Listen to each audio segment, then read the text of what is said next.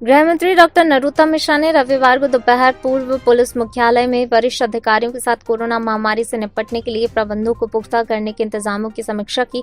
उन्होंने ऑक्सीजन और remdesivir injection की कालाबाजारी को रोकने के लिए टास्क फोर्स बनाने के निर्देश दिए। बैठक में पुलिस महानिदेशक विवेक जौहरी और अन्य आला अधिकारी मौजूद रहे। डॉक्टर मिश्रा ने पुलिस मुख्यालय में कोरोना आपदा में ड्यूटी कर रहे जवानों की चिंता करते हुए आवश्यक प्रबंध करने के भी निर्देश दिए। बैठक में बताया गया कि वर्तमान में सशस्त्र बल SAF होमगार्ड और पुलिस के प्रदेश भर में 1850 लोग कोरोना संक्रमित हैं। कोरोना से 72 SAF होमगार्ड पुलिसकर्मी ड्यूटी करते हुए काल कवलित हुए हैं। जेल विभाग में भी कुछ लोगों की कोरोना से मृत्यु से अवगत कराया गया। बैठक में बताया कि प्रदेश भर में रेमडेसिविर इंजेक्शन की ब्लैकमेलिंग करने वालों के खिलाफ अभी तक 11 प्रकरण दर्ज हुए हैं। इंदौर और भोपाल में कालाबाजारी करने वालों के विरुद्ध रासुका की कार्रवाई की जा रही है। मंत्री डॉक्टर मिश्रा ने अन्य स्थानों पर भी इसी प्रकार से रासुका के तहत कार्रवाई करने के निर्देश दिए हैं। गृह मंत्री डॉक्टर नरोत्तम मिश्रा ने प्रदेश के कई अस्पतालों में चिकित्सकों के साथ अभद्रता के मामलों पर चिंता व्यक्त की है। उन्होंने बैठक में उन अस्पतालों में फोर्स को तैनात करने के लिए आवश्यक प्रबंध करने के निर्देश दिए हैं। गृह मंत्री नरोत्तम मिश्रा ने लोगों से अपील की है कि डॉक्टरों और मेडिकल स्टाफ के साथ किसी भी तरीके की अभद्रता न करें, प्रशासन को सहयोग करें। जिनकी बड़ी किल्लत हो रही है, जगह जगह से खबरें आ रही हैं। प्राइवेट मैं समझता हूँ कि 2-3 दिन में ये पूरी तरह से नियंत्रण में आ जाएगी। प्रधानमंत्री जी ने पूरा प्लान बना दिया है कि एयर मार्ग से भोपाल में कब कब आएगी, वो प्लान आ गया है। सड़क मार्ग से कौन सी आएगी, कहाँ आएगी, ये प्लान आ गया है। और रेल मार्ग से कौन सी आएगी, कहाँ आएगी, ये प्लान आ गया। ये पश्चिम बंगाल की अगर हम बात करें तो क्योंकि आपकी जो ड्यूटी लगाई गई थी जिन 57 विधानसभा क्षेत्रों में, अंत में आप चिन्हित किए गए हैं, क्योंकि ये बाहर से आए हैं, मध्य प्रदेश के अलग अलग गाँवों में गए हैं, तो इनके लिए कुछ खास व्यवस्था नहीं, जो कुंभ के लोग आए थे अब वो नहीं आ रहे हैं। जो जितना आना थे वो आ चुके हैं और उन सबकी बातचीत होकर चिंता हो गई है। सर, बंगाल में एक तीसरा वेरिएंट मिला है कोरोना का, बड़ा खतरनाक है। मध्य प्रदेश सरकार कितनी तैयार है सर, अगर मध्य प्रदेश में इस तरीके के केस आते हैं तो? नहीं, हम दूसरा आए या तीसरा है, सरकार कोई कसर नहीं रखेगी। ये तो चूंकि एकदम इतना तीव्र आया था, इसलिए थोड़ी व्यवस्थाओं में समय लगा। क्योंकि पहला जो आया था उससे इतनी तीव्रता का अनुमान नहीं था। अनुमान तो था पर इतनी तीव्रता का नहीं था, इसलिए थोड़ी सी देर लगी। पर संभालने में कोई कसर नहीं रखेंगे। मुख्यमंत्री जी रात दिन लगे हुए, 24 घंटे में से 18 घंटे काम कर रहे हैं। सर, आप लोग आलोचना करने में सक्रिय है, क्योंकि आलोचना करने के लिए ज़्यादा मेहनत नहीं करनी पड़ती, बाकी के लिए फील्ड में आना पड़ता है।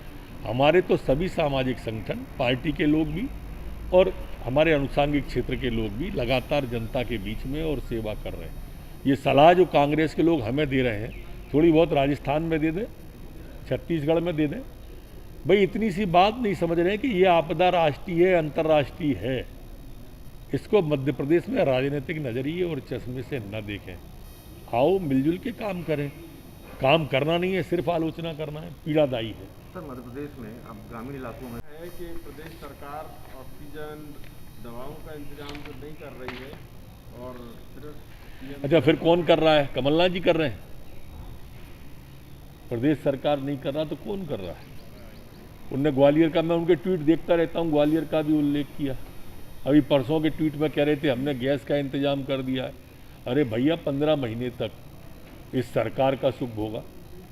35 साल 25 साल से सांसद हो, बेटे सांसद हैं।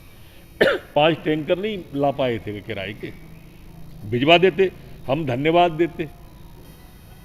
ट्वीट के अलावा गांधी परिवार का, कमलनाथ जी का, दिग्विजय सिंह का कोई योगदान है क्या इस महामारी में? सुबह शाम ट्वीट कर देना, ये योगदान है इनका घर के अंदर।